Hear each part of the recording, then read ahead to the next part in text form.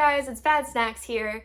So this is gonna be a little bit of a different type of video than what I normally do, and that's because it's gonna be a little bit vlog-ish. I don't really consider myself a vlogger. I don't even really consider myself a YouTuber. That's a story for another day. But I wanted to show you guys kind of an in-depth behind the scenes of like what preparing for a tour actually looks like as an indie musician, as a solo electronic artist. Just outlining kind of different things on my to-do list, kind of the different things you have to think about. I'll be going over my rigs and my setup. I have two different kinds of performance setups.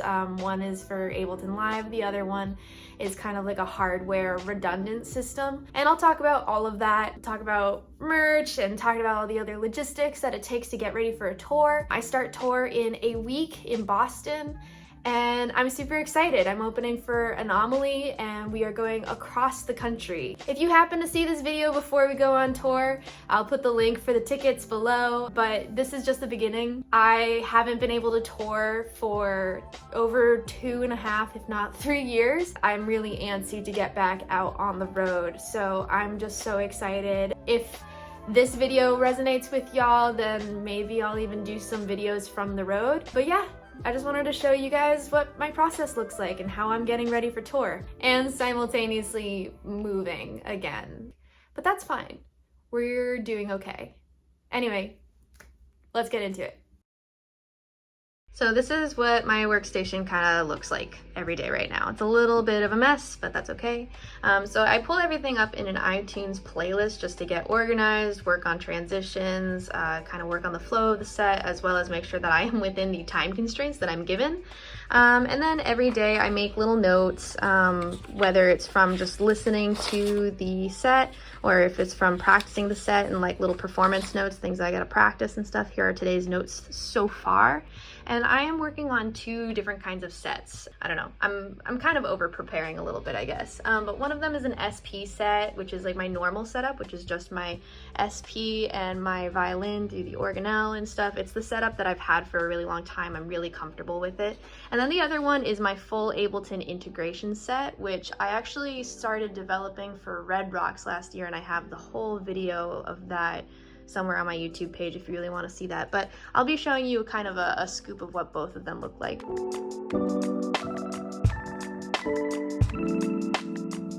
I essentially put the entire backing track into these tracks, and then I'm like DJing up here. And then if a track has 1 shots, I'll put them in a different bank. But it's really easy to load stuff into here. And it's a great performance tool for me because obviously I'm just one person, and it's like kind of the closest thing to DJing that I can get, especially when you have this like multi-effects and then you have like a whole slew of effects that you can use here. I love the SP series. You guys know this. It makes it really easy for me to perform and to be able to play my violin over the tracks that I've made. I love this thing. So right now, the bulk of the work has been from remastering tracks for live performance. And basically what that means is that I am separating out the stems and taking out any parts that I would be performing live and then remastering them so that everything is kind of a good solid volume for the live performance. A lot of it has been about mixing and mastering, especially mastering new songs that have not been mastered before because they're not released and I'm playing them live. That's most of my work, is like getting back into the sessions and then going through Ozone and remastering that. So basically I'm using Ableton as a synthesizer, and they're all soft synths here. So I'm controlling them with my Novation Launch Key MK3. And then I use this Launchpad X as a MIDI controller, like just as a remote. So if I hit these kind of back and forth things, you can see it toggles. You can see this is where I automated the signal chain, and it's all over the place because the patches will actually change halfway through the song, or there'll be multiple patches within one song. So this is a lifesaver. This is the kind of stuff that's like really hard to do with a hardware synthesizer. Not impossible, but like having this automated for you, awesome. So yeah, this is one of the sound sources. This is where the tracks are coming from, where I'm playing the soft synths.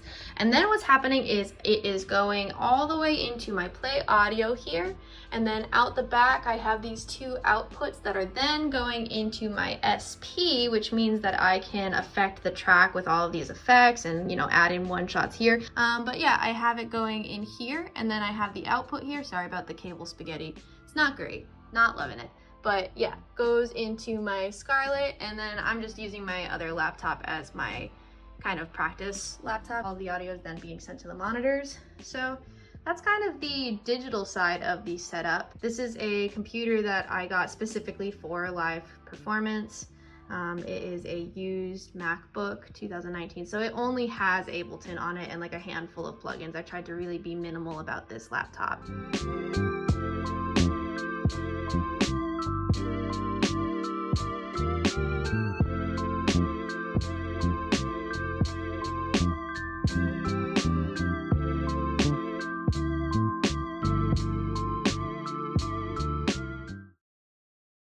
Good morning, my friends. I ended up losing quite a bit of steam last night after remastering a bunch of tracks, and my programs kept crashing because my computer is starting to get really slow.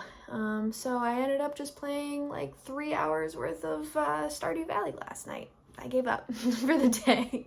So anyway, on today's agenda, I woke up to a couple texts from Anomaly because we have to work on some arrangement stuff from afar for the song Hummingbird.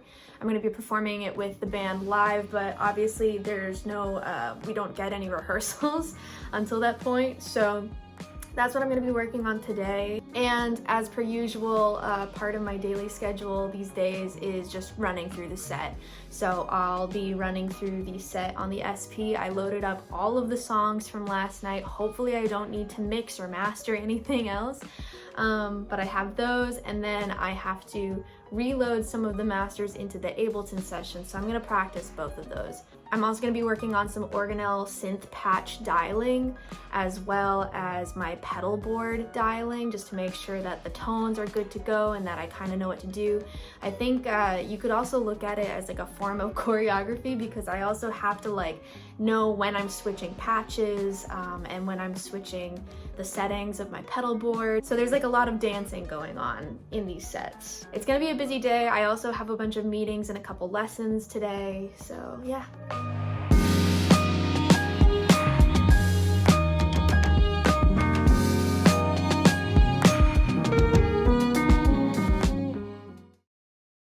So while I'm working on my instrument rack here, I just wanted to give a shout out to Spectrasonics.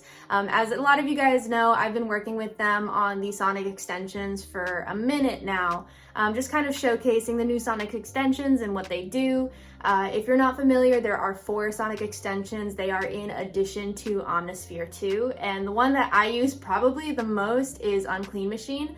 So I definitely have a few patches of Unclean Machine in my live setup here in my instrument rack.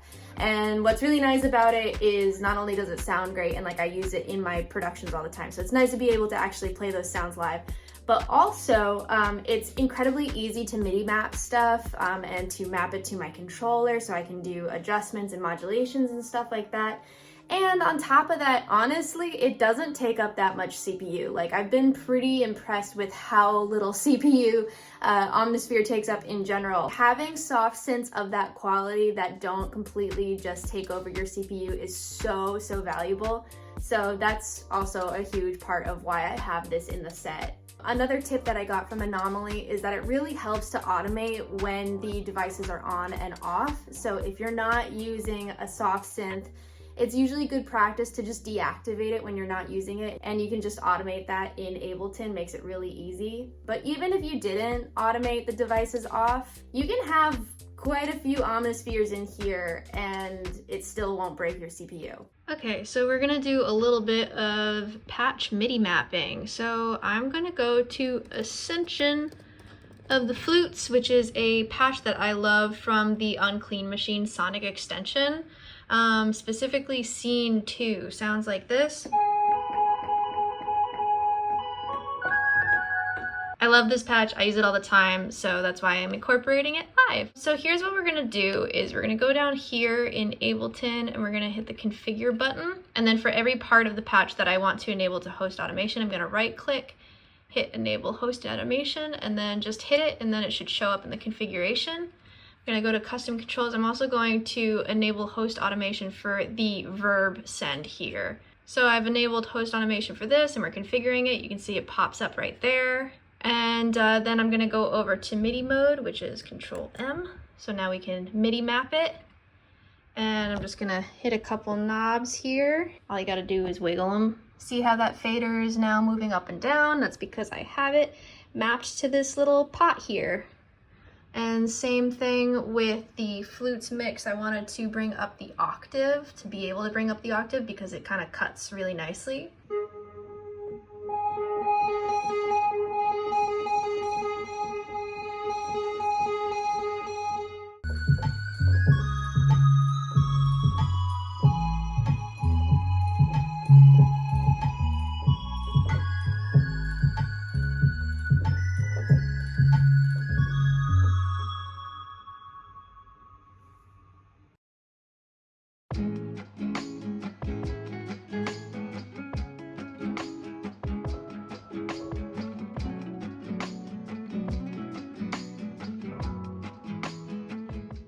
We've reached the point of the day where I have very, very little left.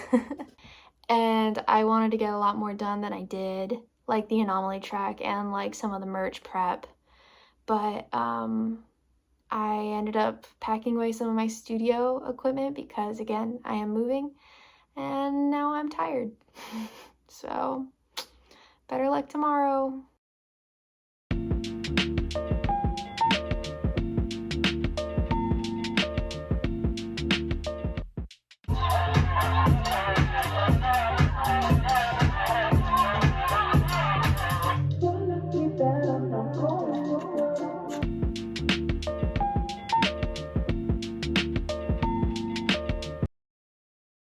Hello everybody, it is Wednesday the 18th, so we are 1 week out from tour, or at least when I start tour with Anomaly. And today is a great day, especially because we are getting our merch game together. As you can tell, I'm rocking the new tee. This is one of the 2 new designs that I'm bringing on tour. We have a logo done by Alkid, who is a longtime Discord member of my Discord. And then on the back, got all these super cute cassettes. And my friend Gates Callanan did the back design, which is also the same design that was used on the Keeley Caverns Bad Snacks combo thing, so it's kind of an ode to that. I'm super stoked with how they turned out, and I'm really happy to have tees on tour. And I am very, very proud of myself because I spent all morning wrapping up the final batches of this. The first ever Bad Snacks Sauce Factory sauce, hot sauce. So I've been working on this for months. I've been working on the recipe. And everything about this is very DIY. So it is a labor of love, but I'm super stoked about it. I've been kind of like keeping it hush for a few months now, but I'm really excited. And yeah, I mean, at this point, from here on out, hopefully, fingers crossed, it's just about rehearsing and further dialing. Like, we have all the songs, I have the set list, I finally have the merch, and now it's just about practicing and making sure that we're good to go. And moving. I don't expect you guys to be super familiar with my studio space, but a huge chunk of my stuff is gone now because I've been shipping it over to storage. Hopefully it doesn't get too stressful. I have a week. I have a week to move all my stuff and prepare. We're in good spirits. I'm in really good spirits today, so.